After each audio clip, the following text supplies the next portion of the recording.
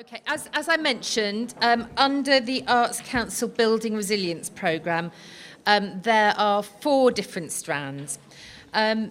This fund was advertised by the Arts Council, one of their strategic initiatives last summer in July with a September deadline, and it was kind of Peter Bazalgette's parting flagship programme.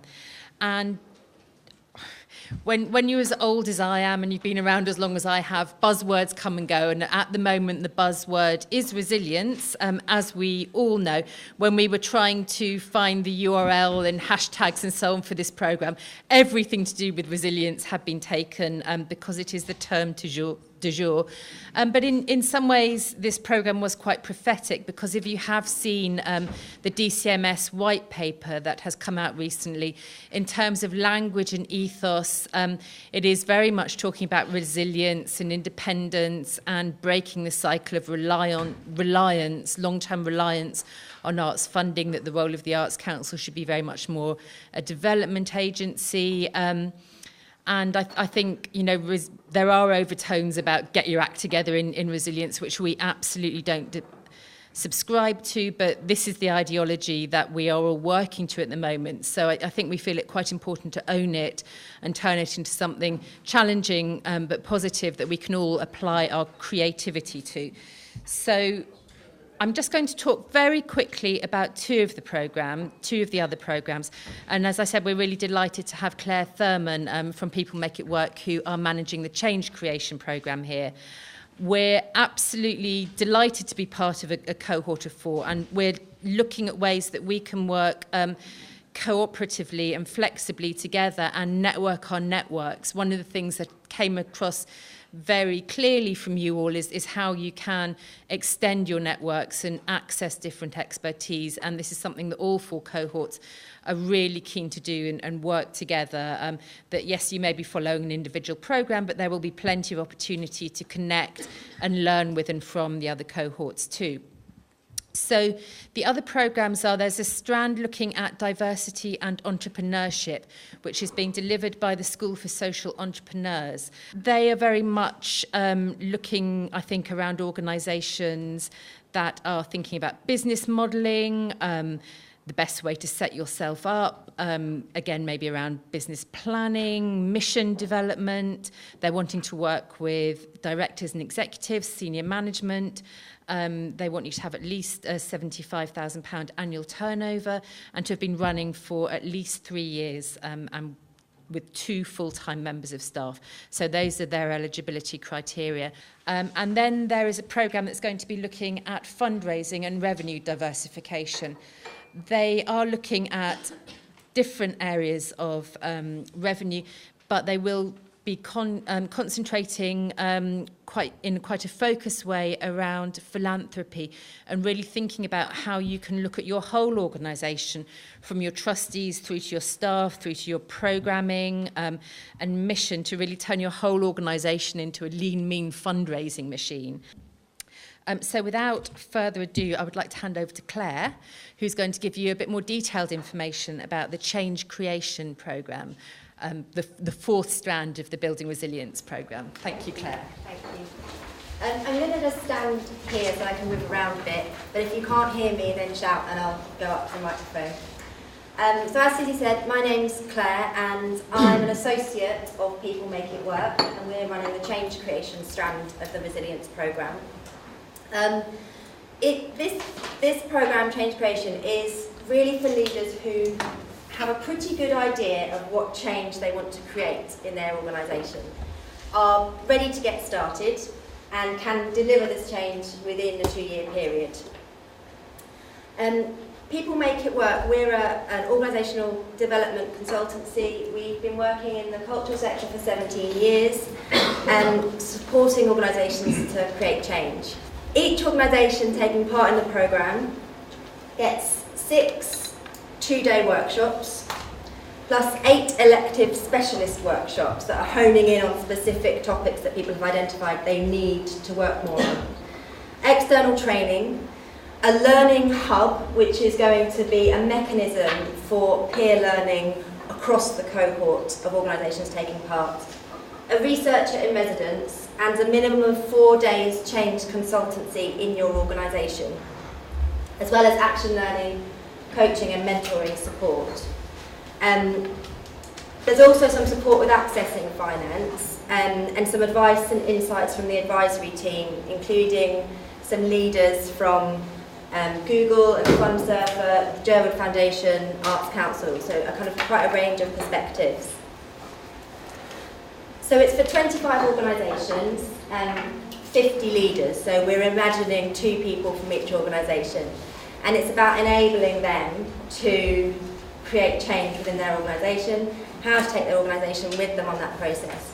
And really, really crucially, as I said, this kind of peer support aspect, that the Learning Hub is going to be a sort of really key mechanism. And I say Learning Hub, it's an online and offline way of looking at peer support learning. So I thought, we've got about 10 minutes, I thought we could do a little bit of discussion and a small activity to think about what changes you've created yourself so far. And I'm not talking about, big organisational change. This is a general chat about the types of changes that you've created yourself, whether it's in your department, in your organisation, in your family, in your career, within your local town or city. So the types of changes that you have made happen, or you've initiated or created. So just have a quick chat on your tables, and then we'll hear a few examples from across the room.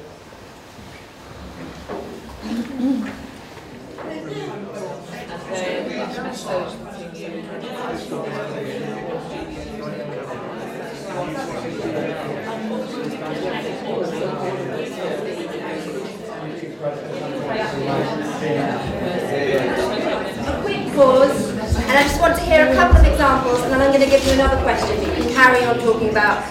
We don't want you to cut anyone off if they've been telling you. Then carry on. But let's just have a couple of examples. Someone from this table? Yes? Okay. This has got nothing to do with what I do at the moment. I was chair of something called the PRS for Music Foundation that supports new music right across the piece from contemporary classical through to pop and grime. And I was standing 6 years ago now at the British Association of Songwriters and Composers Awards, where the shortlist piece of paper was here, and I thought, oh, there are 36 shortlisted pieces. I wonder how many of those are written by women. And the answer was 5. And so I went that evening as well to a gig and spoke to a young composer friend of mine, and I said, Philip, when you were at the Royal Academy, how many women were there in your composition class? And he said it was about 50-50. So I said, okay, so we've got to do something about the fact that you've got 50-50 who are being, trained, but actually BASCA you've got nowhere near that on the shortlisting for the awards. So, cut a long story short, we in the foundation launched a scheme called Women Make Music. We got all our stats together on the basis that people were going to, crucify us for this. And only women or people commissioning women could apply. Anyway, it's been going for 5 years now. It's been a huge success. We thought we would actually fold it all into the main grants programme, but actually we didn't, because people saw it as a step change in more women have won BASCA awards. It's just gone European. It's now happening in Estonia and Latvia and all those places.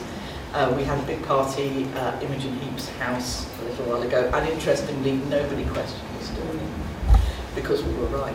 Yeah. The next thing I want to just carry on talking about, and we've only got a few minutes to do this, is still thinking about those changes. Who was it that made that possible? Who were the key people in those change examples? Where was the support from? Where did the thinking come from? Who were the key people that made it happen? So just 2 minutes on that, and then we'll come together again. The limited company went on with the fashion business, and then we had to find an entity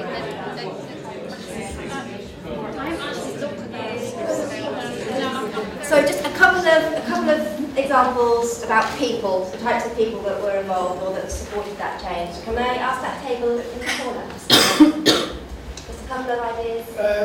Well, we are a merger of 4 previous organizations, and when the merger was happening, 4 directors got together in a room and they were fighting their corner by saying that if you do this, I'm going to pull out because the service has been provided for the last 25 years and so on and so forth. with the help of two consultants, eventually these 4 directors started discussing with each other, and the whole situation was turned upside down in terms of thinking, who are we serving at? So then it became about the service users, the needs of the customers instead of the individual organizations. So this was a huge change, and actually now we are working all of us together. We are a merged organization now. So we work together disciplinary and in a way we work in harmony. Great, thank you very much. I think what kind of comes out of a lot of these discussions is that, firstly, the first conversation you were all having was so loud and buzzy in the room, so everyone had some kind of change to talk about. That was really clear. So we all have experience of creating change somewhere in our lives. And then thinking about the people that are a part of that. Change isn't an individual thing, it's a social process. And something that we really believe in is that change is done by people, not to people. And so actually, embracing those relationships and the different people in a social way in undertaking that change is really important. I'm going to leave it there. There's some flyers on your table, and there's loads more information on our website, changecreation.org. So do have a look and get in touch if you have any questions. But thank you very much for your time today. Thank you.